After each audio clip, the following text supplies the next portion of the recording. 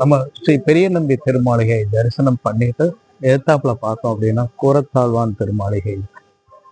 கூரத்தாழ்வான் திருமாளிகை உடையவரோட தொடர்புடையது மட்டுமல்ல,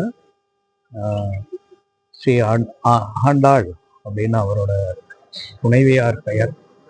அவங்க ஒரு தடவை அவங்களுக்காக ரங்கநாதர் பிரசாதம் கொடுத்து விட்டாரு அப்படின்றது ஒரு ஐதீகம்.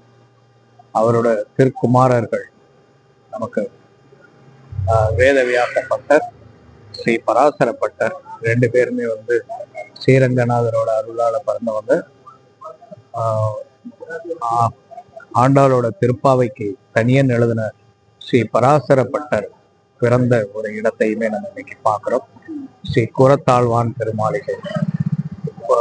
குருவுக்கு வயது வித்தியாசம் இல்லை அப்படின்னு உணர்த்தியவர். ஒரு அரசரா இருந்து பணம் எல்லாத்தையுமே விட்டுட்டு ஆச்சாரியார் கடமைக்காக தன்னை அர்ப்பணித்து கொண்டவர். இந்த மாதிரி கூரத்தாழ்வார் சன்னதி முன்னாடி, திருமாளிகை முன்னாடி நம்ம இன்னைக்கு நின்றுட்டு இருக்கோம். ஸ்ரீ ஆண்டாள் திருவடிகளே